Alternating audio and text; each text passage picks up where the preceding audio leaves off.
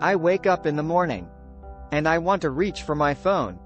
But I know that even if I were to crank up the brightness on that phone screen, it's not bright enough to trigger that cortisol spike, and for me to be at my most alert and focused throughout the day, and to optimize my sleep at night. So what I do is I get out of bed, and I go outside, and if it's a bright, clear day, and the sun is low in the sky, or the sun is starting to get overhead, what we call low solar angle, then I know I'm getting outside at the right time. Morning sunlight viewing. If there's cloud cover, and I can't see the sun, I also know I'm doing a good thing. Because it turns out, especially on cloudy days, you want to get outside and get as much light energy or photons in your eyes. But let's say it's a very clear day, and I can see where the sun is. I do not need to stare directly into the sun. If it's very low in the sky, I might do that, because it's not going to be very painful to my eyes.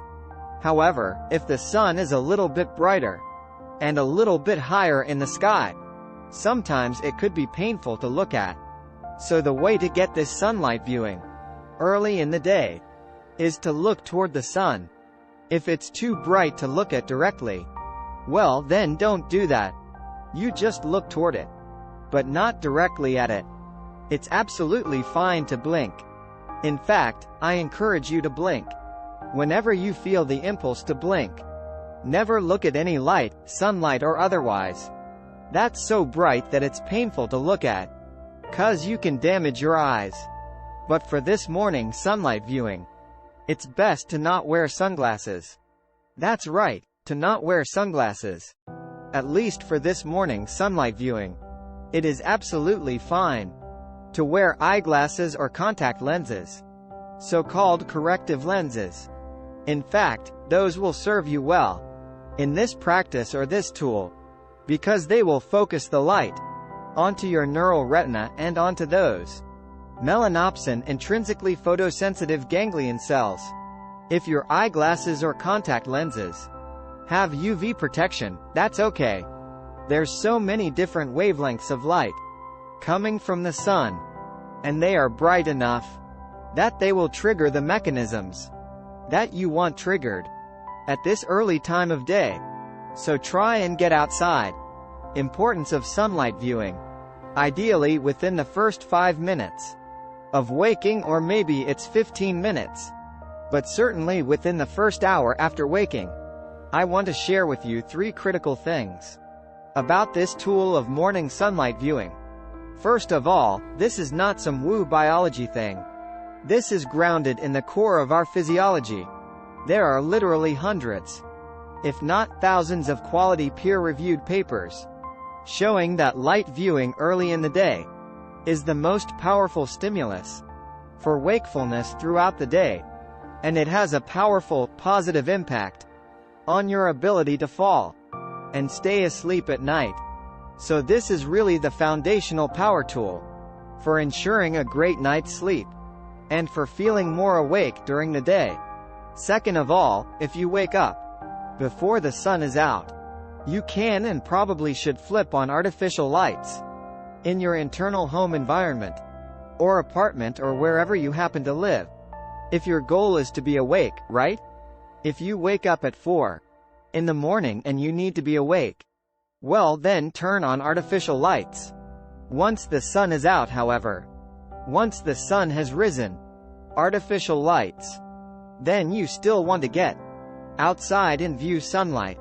Some of you will wake up before the sun comes out, and if you're asking whether or not turning on artificial lights can replace sunlight at those hours, unfortunately the answer is no, unless you have a very special light. We'll talk about what kind of light. The bright artificial lights in your home environment are not, I repeat, are not going to be sufficiently bright to turn on the cortisol mechanism and the other wake-up mechanisms that you need early in the day. The diabolical twist, however, is that those lights in your home or apartment, or even on your phone, are bright enough to disrupt your sleep. If you look at them too late at night, or in the middle of the night. So there's this asymmetry in our retinal, our eye biology, and in our brain's biology, whereby early in the day, right around waking, you need a lot of light, a lot of photons, a lot of light energy. And artificial lights generally just won't accomplish what you need them to accomplish. But at night, even a little bit of artificial light can really mess up your so-called circadian, your 24-hour clocks, and all these mechanisms that we're talking about. Light exposure. So if you wake up before the sun is out, and it's still dark, please turn on as many bright artificial lights as you possibly can or need. But then get outside once the sun is out. On cloudy days, you especially need to get outside. I repeat, on cloudy days, overcast days, you especially need to get outside and get sunlight. You just need to get more of it. Now, how much light? And how much light viewing do you need?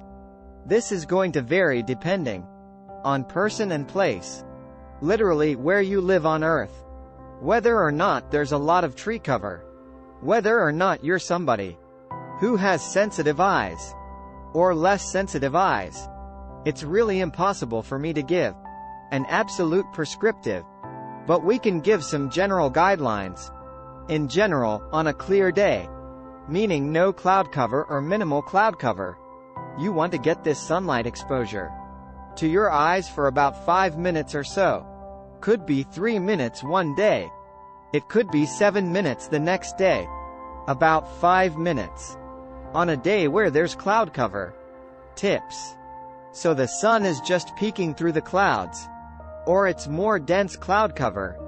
You want to get about 10 minutes of sunlight exposure to your eyes early in the day. And on days that are really densely overcast, or maybe even are rainy, you're going to want to get as much as 20 or 30 minutes of sunlight exposure.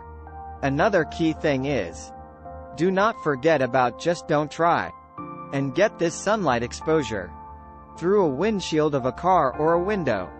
Whether or not it's tinted or otherwise, it takes far too long. It's simply not going to trigger the relevant mechanisms. You would be standing there all day, trying to get enough light into your eyes from the morning sunlight, and by then, the sun will have already moved from low solar angle to overhead, and it simply won't work for all sorts of mechanisms related to your circadian rhythm functions. So just don't try and do it through a windshield, sunglasses, or a window. It's just not going to work. Get outside. If the weather is really bad, or for whatever reason, safety reasons, you cannot get outside, well then I suppose, try and get near a window. That would be the last resort. But you really want to get outside to get the sunlight exposure.